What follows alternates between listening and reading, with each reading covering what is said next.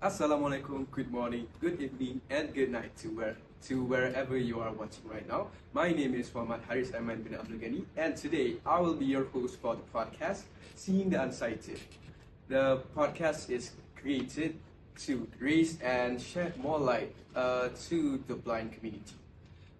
Today we are joined with Mr. Mustaqeem, Ms. Abegail Stantly, and also Ms. Fatin Shazlin. Say hi, everyone. Hello.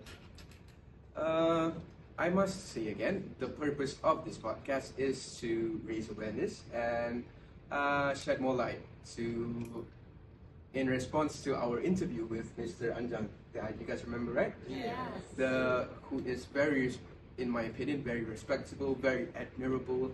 Mr. Anjang, or Cikgu Anjang, is a retired teacher who is blind since the age of 4 years old, and he has served for more than 20 years, right?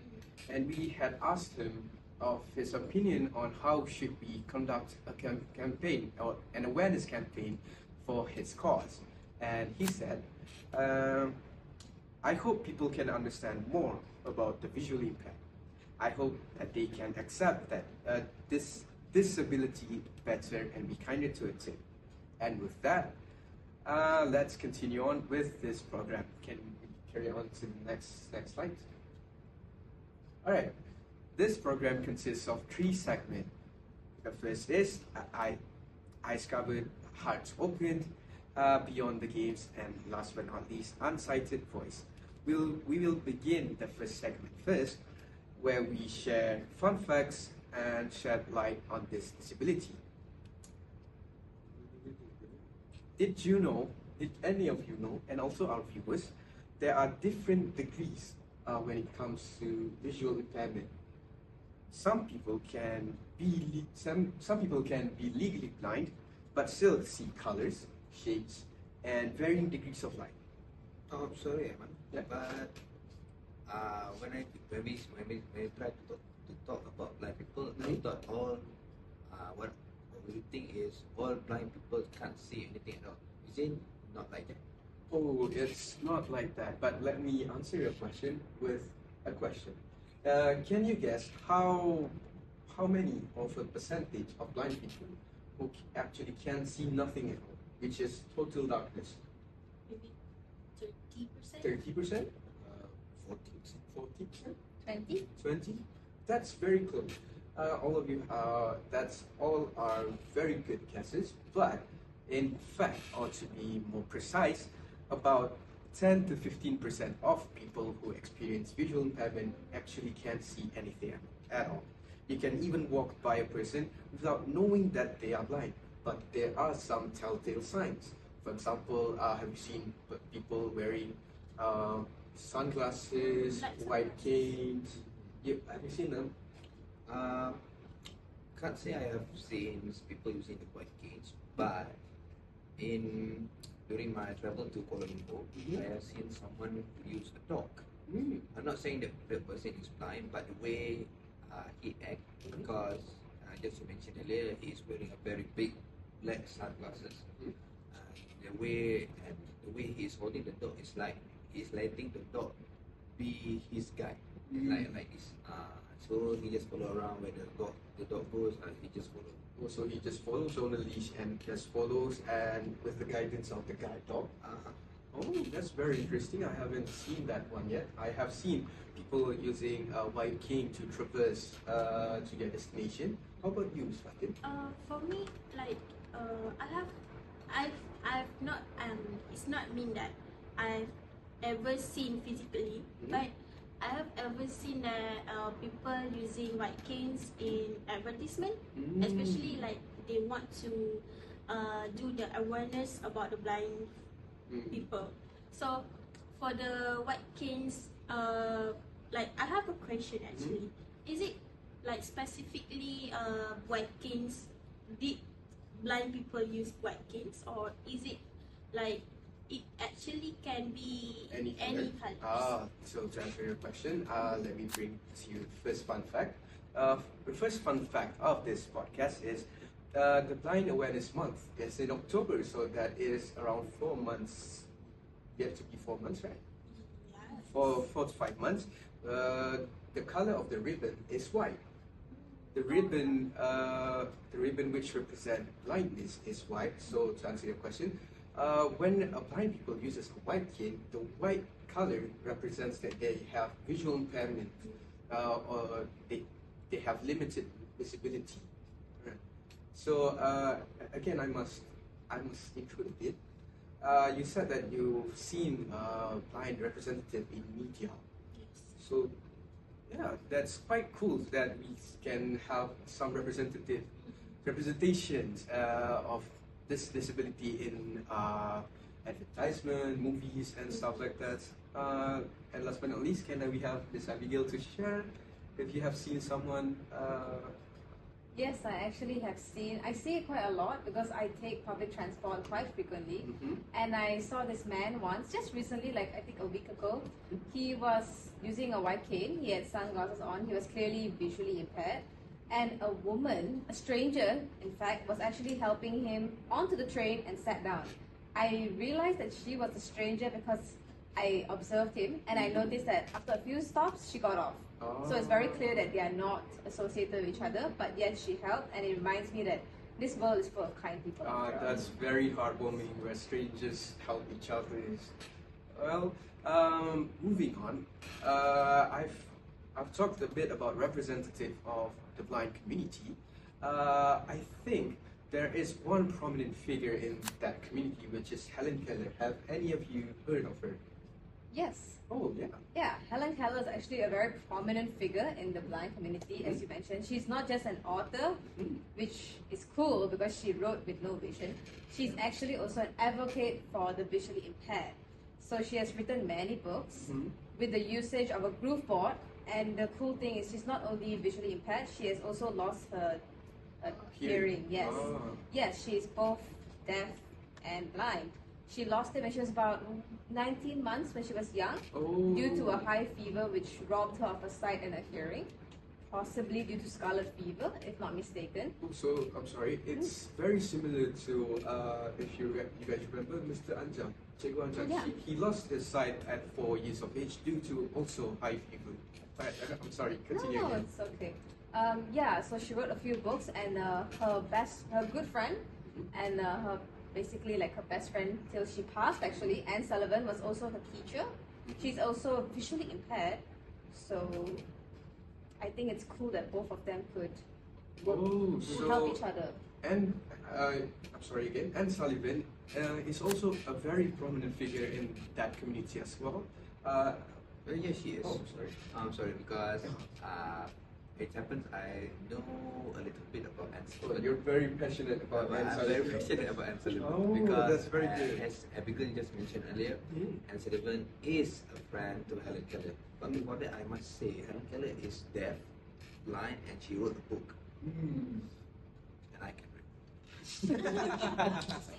Okay. Anyway, so when we're speaking about Anne Sullivan, she is a very dear friend to Helen Keller, and she is the one who taught Helen Keller how to read. By reading, I mean Anne Sullivan teach Helen Keller how to read by using manual alphabet. Manual alphabet, so not braille. Not braille, manual alphabet. Oh. So it's like you take your palm, take like this, you take your palm and then you try to work out, you try to write out the syllable using the hands. F. E. Oh, I'm sorry. Yeah. So that's the first step. And other than that, Anne Sullivan also try to make new ways to help those with visual impairments or blind people, teaching them how to survive using those methods. If I'm not mistaken, both Anne Sullivan and Helen Keller. Keller both work together to write books, right? Oh, that's And very also, I got like very interesting story about one person called as Alonso. Alonso, yes. She's a world famous ballerina. Oh, Yes. Yeah, she's dancing. if I'm not mistaken, she also is blind, right? Like she's blind, but not really. She's just had a visual impairment. So basically, do you ever think how she starts? Yeah, even with vision, I can't, for the life of me, I can't dance. But she's using like focus on the spotlight because she's not really blind. So she still, like I said earlier, Yes. she still can see some degrees of light. And she's actually visually impaired at the age of 19. 19, Yes, yes. yes. And actually the other dancer also like have to give her support, help her, and that's what Abby said before, like Yeah, strangers it's strangers helping helping each other, yeah, but yeah. in this case, it's teammates for Teammates. helping each other. Oh, that's very hard But for me. I think despite all the help that she has received, I think it's all back into how she never gave up on Yeah. her dreams. Compassion.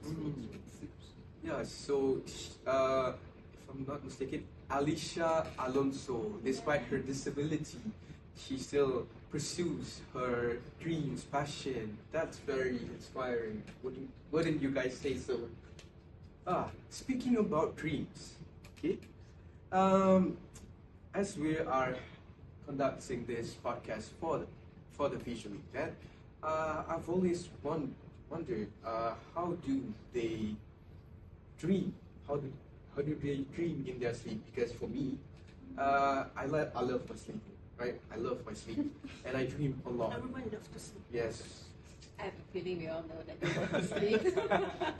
But the thing is, like, how they imagine their dreaming? Is it just the same as us, like a normal human being? I think that's a different experience for them. For us, dreaming comes in different forms. It can be something that we see later in life, like a vision. But I think for them, since they're visually impaired, they don't really look at things, but they form imaginary imagery. They form images with their combination of senses, like their scent, their hearing. So maybe if today I'm walking at the train station, I can remember, oh, I've walked this path because it smells of a specific smell. So from there, we can actually picture a tunnel and maybe the speed of a train, this wind breezing against your skin. So I'm next to a train. I'm going to board the train. So maybe Also they, not that visually. Yeah. So they conjure their Yeah. mental imagery They using their imagine. other senses, Yeah. smell, taste, stuff like that. Also, if I'm not mistaken, I have read some studies, to be more specific, some Danish studies, which suggest that blind people or visually impaired people experience more nightmares rather than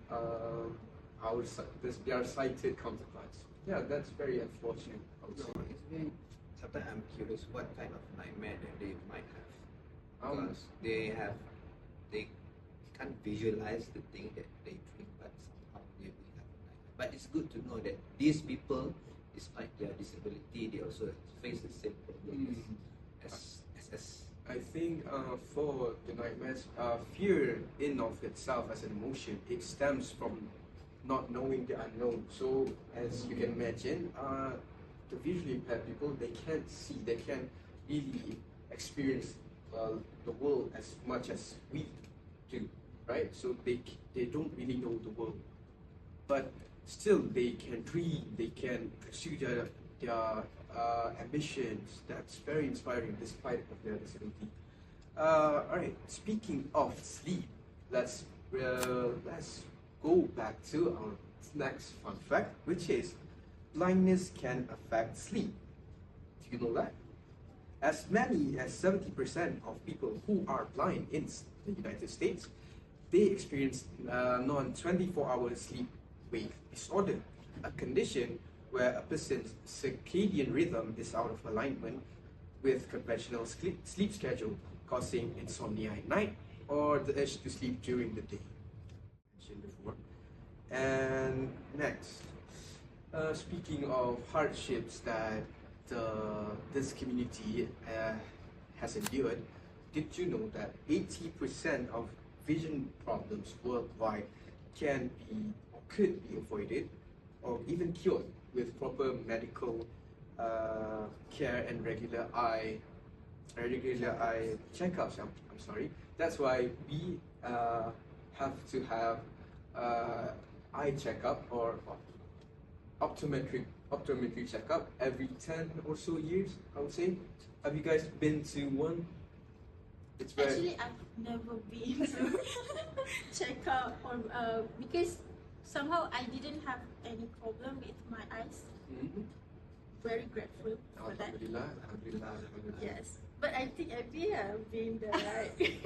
I definitely have vision problems. I'm not going to deny that. I also have vision problems, so Yes. you guys can't make this out.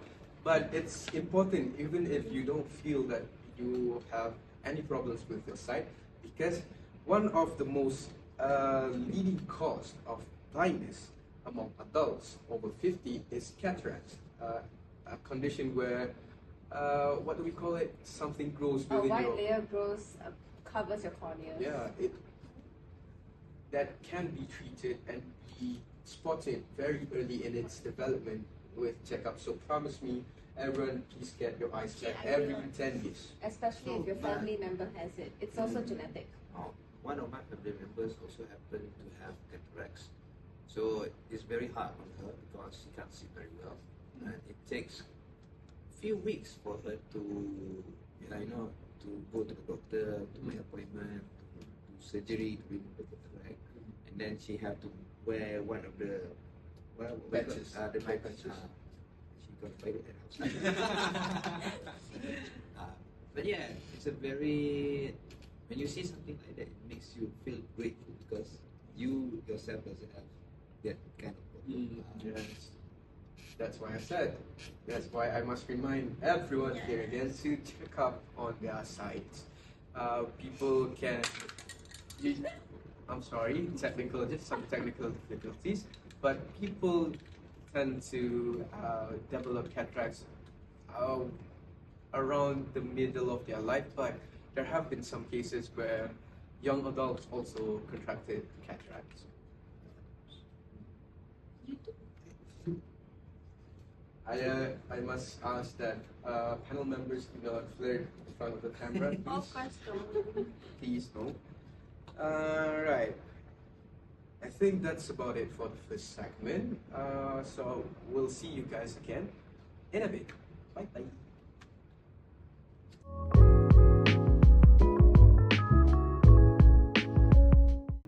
Hello and welcome back to the podcast Seeing the Unsighted. We're back again with the same panel members for the second segment called Beyond the Games.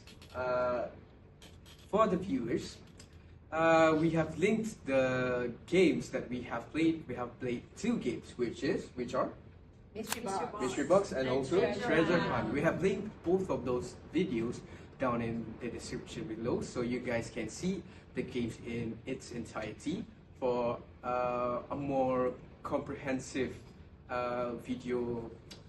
How do you say? Video viewing experience.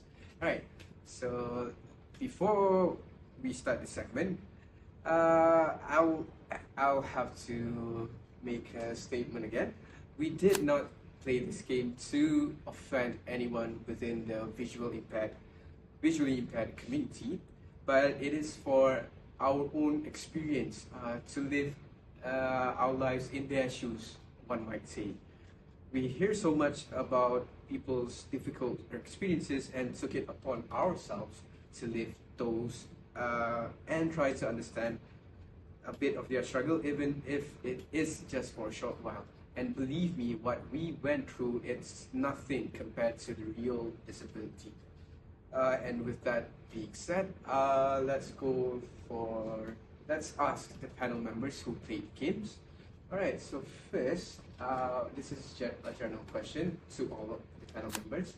How do you feel after you played both games? Okay, for me, for the first game, Mystery Box, at the first moment that I think when I will play that game, it's like I think, oh, it's gonna be easy, somehow like that. But at the moment that I touch the things, the weird things, so I think like, oh, so this is how the blind people My sensory use their sensory to guess the things. Yeah. So it basically opened up our own perception or views on how visually impaired people uses their senses, other senses, to perceive the world. So in this instant, where Miss Fatin described using her sense of touch to feel around the box for the item and try to guess, just using her sense of touch. Anyone else would like to share their own? Me. Yes, Mustaqeem, can you speak a bit more louder? Okay, Aiman, thank you. So, from my experience with the mystery box, as the name itself implies, it's a box that full of something that we doesn't know. The participant doesn't know what inside of it. So, I do not know what to expect, but I will find inside the box. And after my eyes have been blindfolded by Aiman, and Aiman hand out the box, and Aiman say, take one of the item and try to guess what the name of the item that I have picked up. So the thing is, when I have been blindfolded, I can't see very well. Not very well, I can't see nothing at all. Sorry. It's very hard for me, even though I can feel, it's very hard for me to know exactly what I am holding at the moment. So it's very hard to imagine for those who have physical visual impairment or perhaps total blindness, how is their daily life. Because for us who can see from the day we born until the day, for us, before we even grab that thing, we can already know what that thing is. What the thing is. So what you're saying, without our vision, our other senses might not be as polished as ones that are visually impaired. Is that what it is? Right, for Miss Abegail. I feel that listening to both their opinions, yes, of course, we all felt like nervous, I think. And if you didn't tell us it was kitchen items, I wouldn't even know what I would be holding if I can. Like, if I lost my vision with a blindfold and you gave me a ladle, I wouldn't know if I'm holding it the correct way or not. I wouldn't be able to cook or do anything, to be honest. I would be doing it everywhere. Are you already cooking without blindfolds? We cook our whole lives with our blindfolds. For the people who are visually impaired, without a blindfold, that is like, to them it's natural, but we forget that they take years to learn and like get normal, and we're like, it's also to mention about our interview with Cikgu Ajang. Basically, he said the first thing that he learns in school throughout the first year in his school, he very much is focused on learning how to read Braille, how to write in Braille, what codes there are within the subject. So for the blind community, it takes a certain time and skill to learn those, which we have come to appreciate, right? All right. Do you guys have any feelings about the treasure hunt? I think that's a more, how do I say it, a physical activity where you guys are blindfolded in a room and then you guys walk around. Some of you even stumble into each other. I won't be saying who, but you guys can watch it in the video, right? How do you guys feel about it? Actually, for me, it's quite excited game because yes, if you can see in that video, I'm the first one who find my item. By pure luck, by very much pure luck. Continue. Yeah, so I'm kind of like, so I basically can find my item while being blindfolded. So, but at the same time, I keep on like questioning my own brain, like, oh my god, where is it? Like, yeah, like that.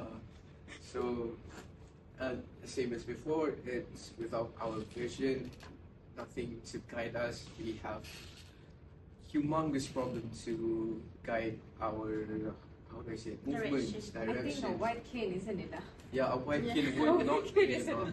Even a guide dog, even a guide person wouldn't be enough for us. I would just fight the guide person. All right, moving on to the second question for our panel members.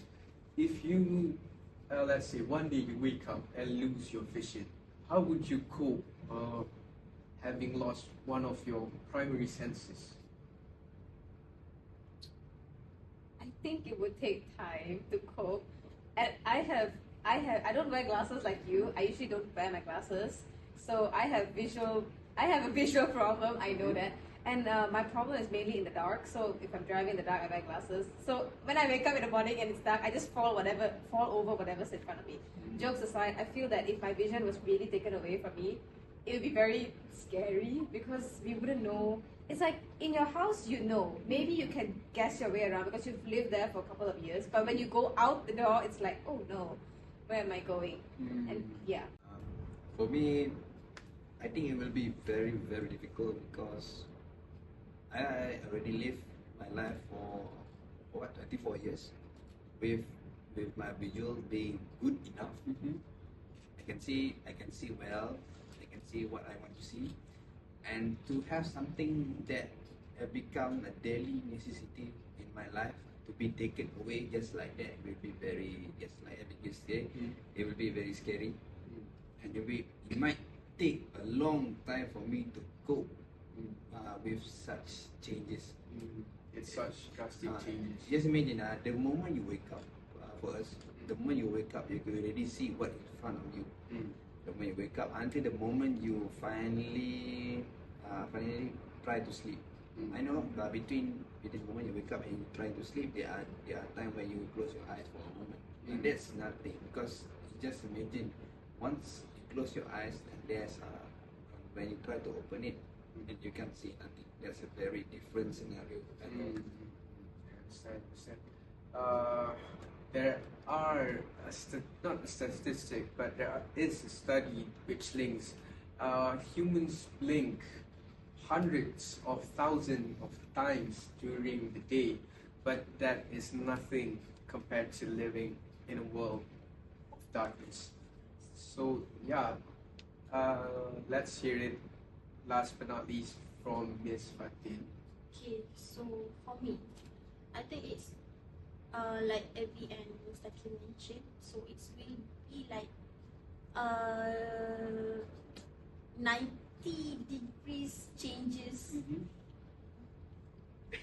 I'm sorry, could you please let me finish? 90 degree changes to it, like at the first place we can see everything, we can like touch everything, look at everything, but all of a sudden we cannot like see, we cannot like, the whole world become dark, so it's difficult to cope with that.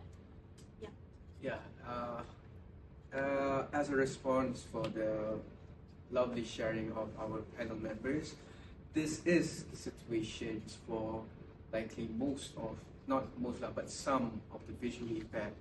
Like Mr. Anjang and Helen Keller, if I'm not mistaken. Yes, Helen Keller. They were born normal, but due to some complications in their health, they lost their vision. And some lost their vision in a car accident. So it very much likely would happen to any of us, but luckily, alhamdulillah, praise be to God that we have not had to overcome that. And mashallah, very big praises, very big admiration to those who are overcoming this on a daily basis. That's very inspiring. I think it's time for the last question. What did you guys learn about the games that we played?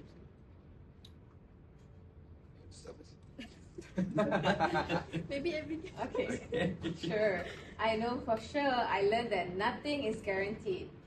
In a way, all of us believe in different religions, but God has given us a gift of everything and we should take care of it, love it. So like the earlier segment, we mentioned going to checkups, going to annual checkups, making sure everything is normal so we can function as normal. We are given gifts And with these gifts, we can help people who are disabled in many ways. So we should appreciate it. And I feel that one thing is nothing is guaranteed, but at the same time, whatever we have, we should use it to its fullest. Whatever we can do, our dreams and hopes, we should just achieve it and do whatever we can to make this world a better place. That's a very lovely sentiment. What about the rest of you? Okay, for me, what did I learn from the games basically? It's about how we become how to say, like the perspective from the blind who have a disability. Yes. So basically, it's like we as a human being, some of us not really have a knowledge about the blind person. So that's for the mini game. It shows a lot of things that we can learn, and that's the most important lah. Right, that's also a very lovely sentiment from our very own Miss Fatin. And last but not least, let's hear it from Mr. Mustaqeem. Yes, thank you, Aiman. So, from what I have learned from the mini games that I have gone through, which is two. The first one is the mystery box, and the second one is the treasure hunt. Is don't take things for granted, especially as Abegail has mentioned earlier. It's about our gifts, which is our sights, which we use a lot. We use a lot. Try to take care of it, and most important from these very two mini games is perhaps we can finally have a glimpse what it feels to become someone which is blind, or perhaps someone who has visual impairment. You can very feel how she or he will feel at that very moment if you are in that very situation. I mean, one time you can see, and one time your sight is being taken away, and somehow you need to live your life wandering around in the darkness, try to use all your other senses to live your life. So for me, it's a very good experience. So to understand those who are living with this impairment or disability, I'm not saying we have lived it for a day. It's not. I would say we simulated it for just a little bit of time, and it taught us very much about appreciation and kindness towards those who are experiencing it. And I would also like to express my own views that I didn't play the game. I hosted the games, so I didn't get the chance to experience being blindfolded, but I got the experience to help someone who can't see, and it's very hard, but at the same time it is very much rewarding. So yeah, I think that's all for this second segment. I would say thank you very much all of you for opening up and sharing your views about the games. And for the next segment, each of our panel members have find one or two of their friends or relatives to play another game we like to call No Peeking Picasso. There we can see unbiased games and unbiased opinions about this disability as a whole. So until next time, we'll see you again on the next segment. Bye bye.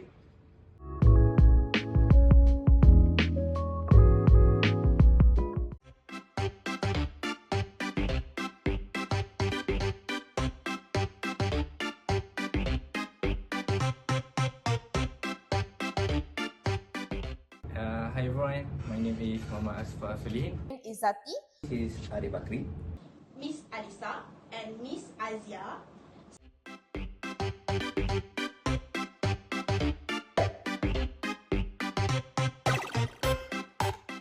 As the name might suggest, No Peeking Picasso is where you will draw while being blindfolded. I will give you the instructions while you draw, and I think that's it.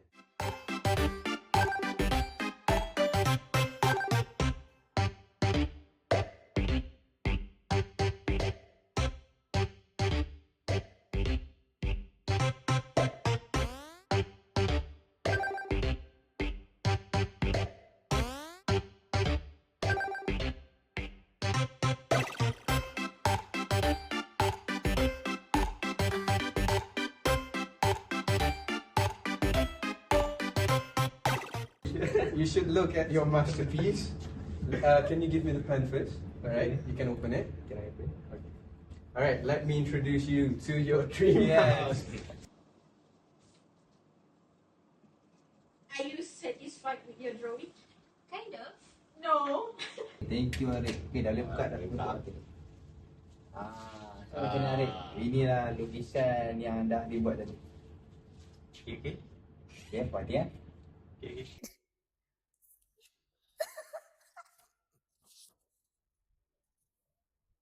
So I think that should conclude this game of No Peeking with Picasso first. Now let's move on to the interview session, right?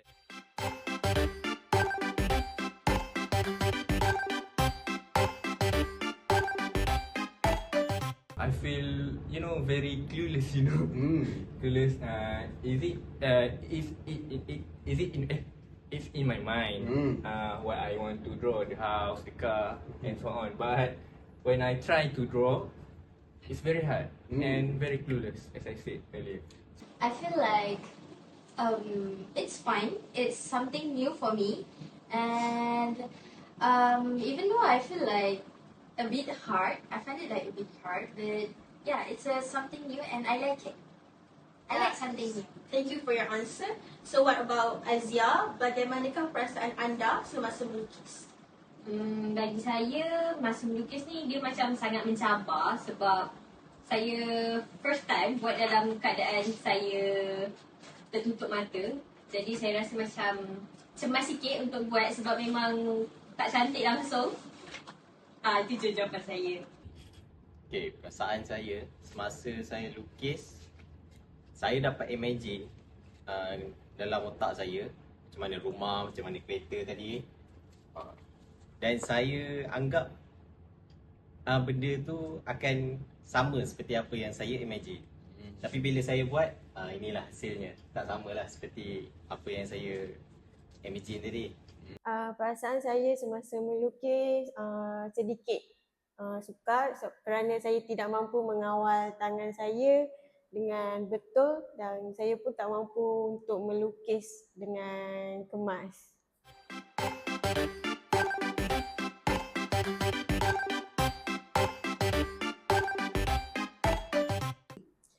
Bagi saya sangat sukar kerana saya tidak terbiasa melakukan sesuatu tanpa penglihatan. Mungkin kalau saya diberikan sokongan ataupun bantuan, mungkin saya mampulah. Kalau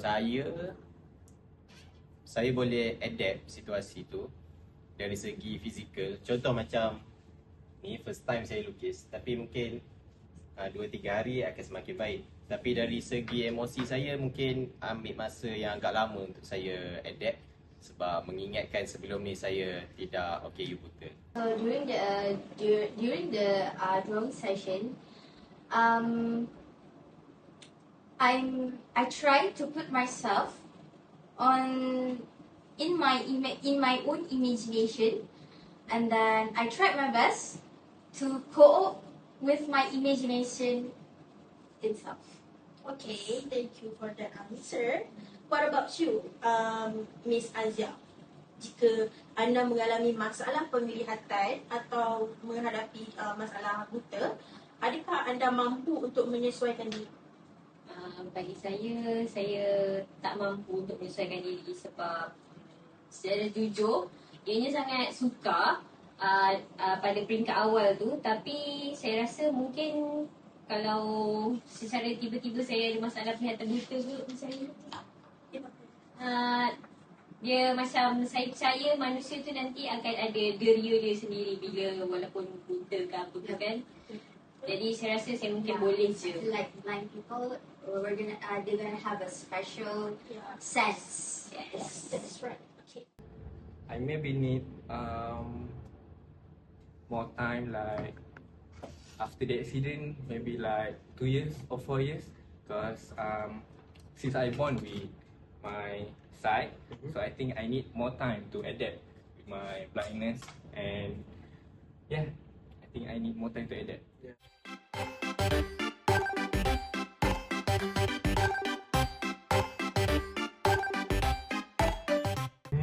What do I learn? I learned to draw this with the blindfold, and I think it's very hard for me. And when I draw this, I feel very grateful to have my sight and not to be born blind or anything. And yeah. I learned a lot. Some of them is patience and dedication, and not to easily give up, and always be happy. Okay, thank you for the answer. So what about Azia? Apakah yang anda pelajari daripada aktiviti? Saya belajar untuk lebih menghargai nikmat yang Tuhan bagi, untuk sebab kita ada mata untuk melihat kan. Jadinya macam kita bila tiba-tiba buta ke ataupun tengok orang buta ke kan, dia macam lebih memahami lah seseorang tu, sebab kita macam kena simpati dekat dia. Daripada aktiviti yang kita buat ni, daripada aktiviti ni tadi saya dapat pelajari yang kita kena bersyukur dengan apa yang kita ada sekarang, dan kita kena ingat mereka yang OKU. Kita kena jangan pandang remeh lah, sebab kita sekarang mungkin sihat, tapi suatu hari mungkin kita akan terlibat dalam kemalangan dan mengalami nasib yang sama. Dan pada masa itu baru kita akan merasa agak kecewa apabila ada segelintir masyarakat yang menganggap remeh OKU. Ya, itu saja. Apa yang saya pelajari ialah saya bersyukur dengan apa yang saya ada, apa yang saya rasa sekarang. Contohnya macam saya dapat melihat dengan jelas, tapi kepada orang yang tak dapat melihat tu sangatlah seorang yang penyabar, yang sabar.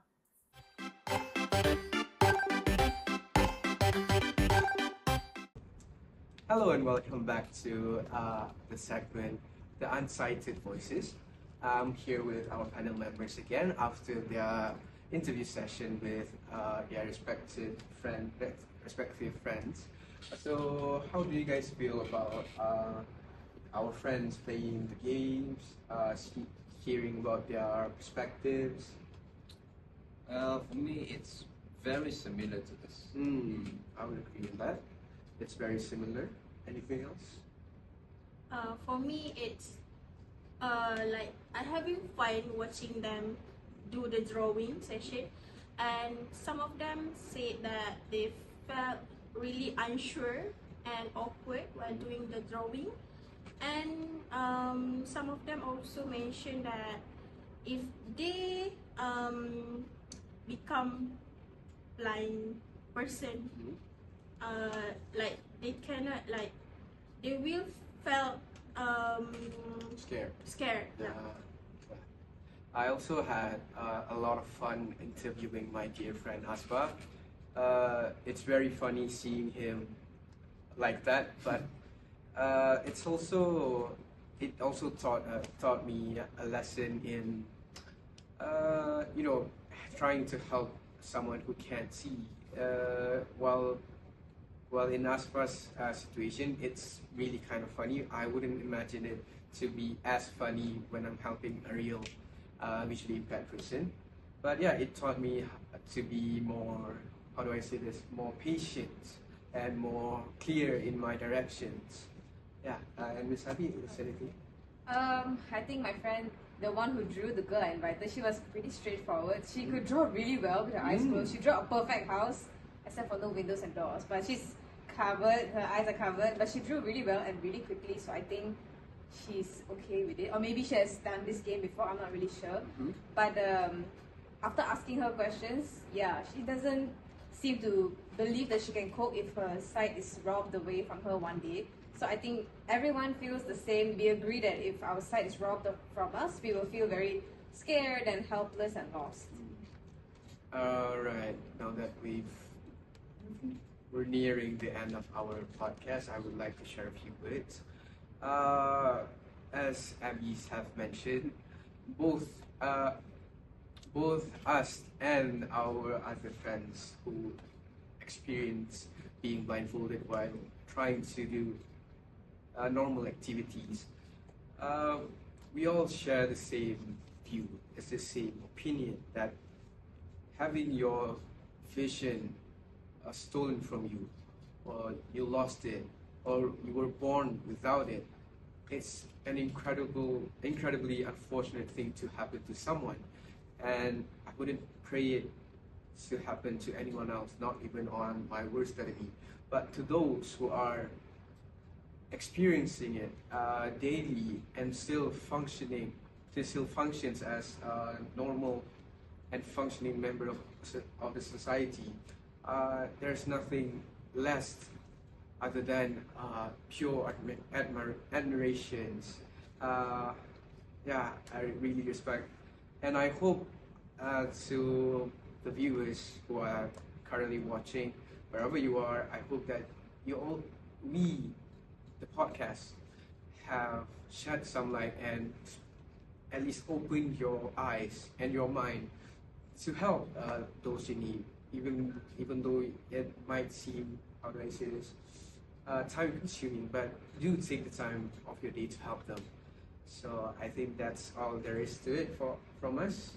I've been Muhammad Hariz Aiman bersama Ghani. And I am Tengku Muhammad Mustaqeem. And I am Fatin Shazlin. And I'm Abegail Stantly. And we'll see you when we see you. Bye bye.